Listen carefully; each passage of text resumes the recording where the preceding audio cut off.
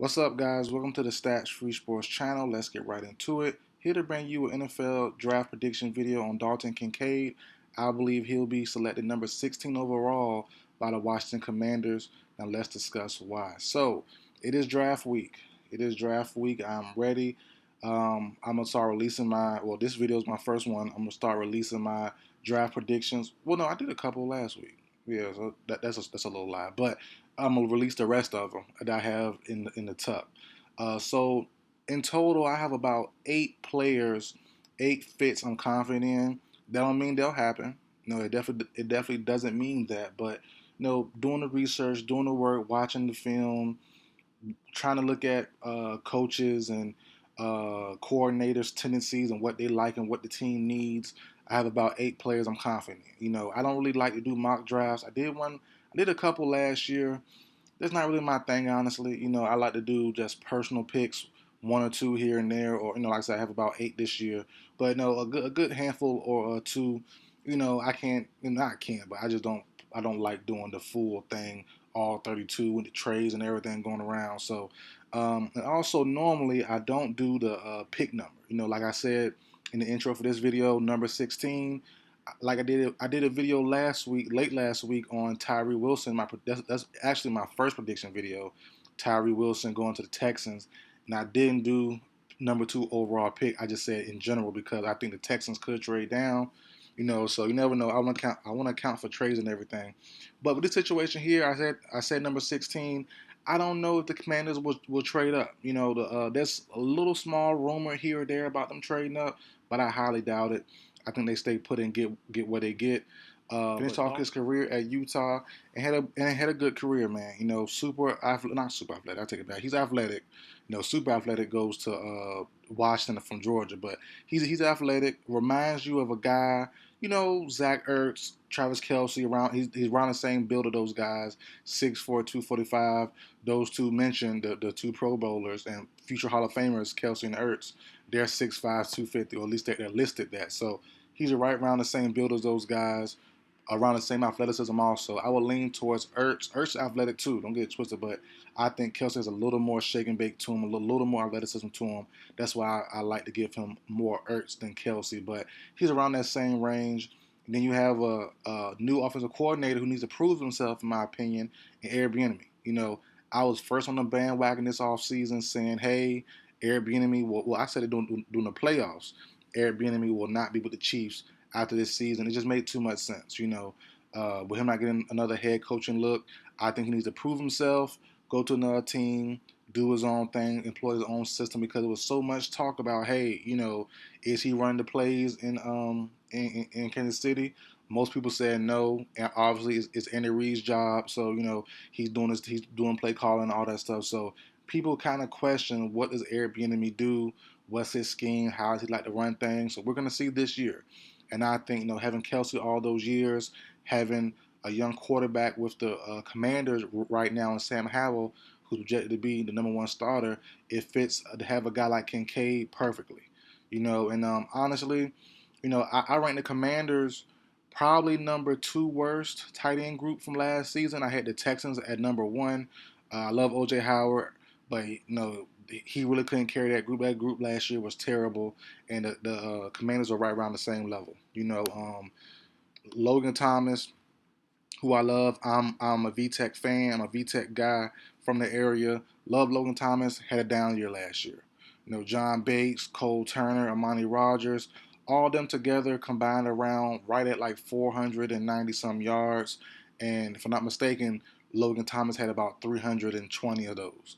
So that room in total for 4 tight ends only put up not even 500 yards. That's not good. And you're looking at, and I'm not a numbers guy, but you look at the numbers, you look at everyone and how the game plan goes. The tight end for the Commanders this season, the season prior, Logan Thomas had good years, but this year had a little bit of injuries, and the tight end room couldn't find that footing at all with the quarterback Tyler Heineke from the Commanders. So you saw it in their entire game plan.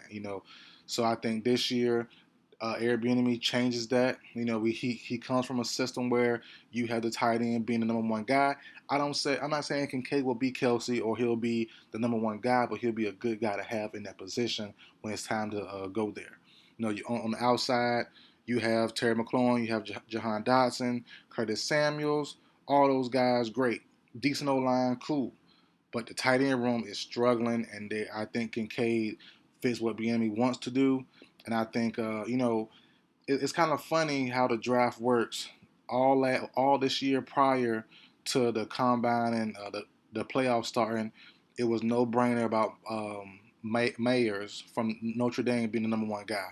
And now in the draft and people talking and seeing the athleticism, the numbers, and all that stuff come back for the 40-yard dash time, and people really diving into film on certain guys. Mayer kind of moved down, and I think Kincaid the best fit right now for the Commanders is Kincaid over Mayer. Even though Mayer's a better overall player, I think the athleticism part that Kincaid has pushed him over the edge, honestly. But some weaknesses. I go into the weaknesses of Dalton Kincaid, and I go with the strengths last.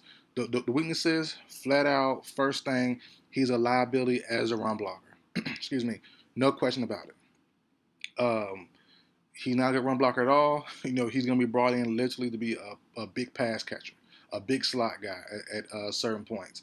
He's not a good run blocker at all. He can give you a little bit here and there, like 2 out of every 10 times. Might give you a little flash or something, but other than that, he's not really going to be that much of a help, honestly.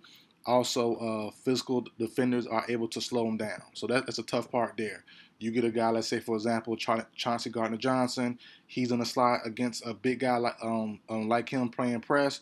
He might can slow him down, And that's the tough thing about it. Him being a big boy, him being that side, that athletic, he can't be stopped by guys like Chauncey Gardner-Johnson and those guys in the slot who are physical playing press.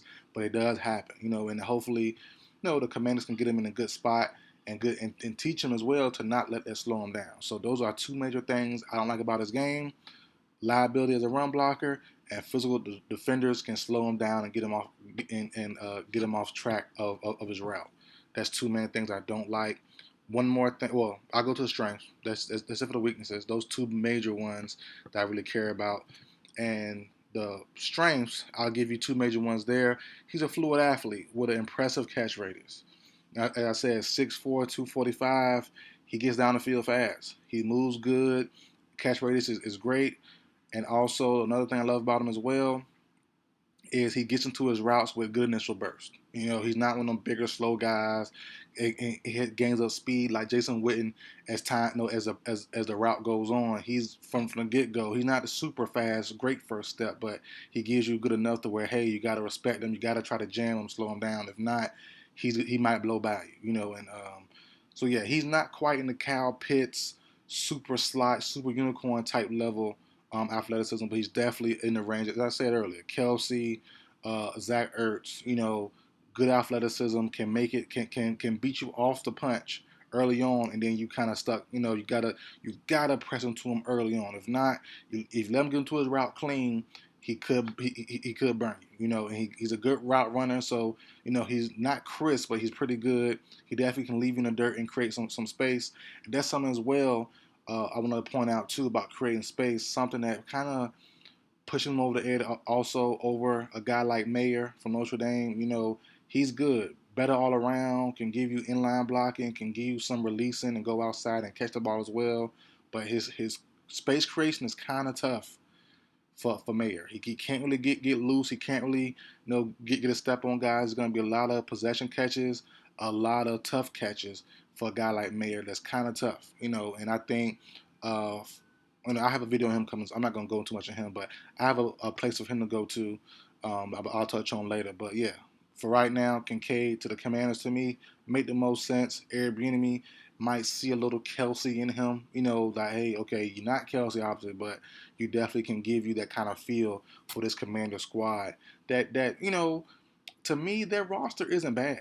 The Commanders roster isn't bad. I think they're a quarterback away. I think they're a cornerback away also. A quarterback and a cornerback away from being pretty good. We'll see what Sam Howell has.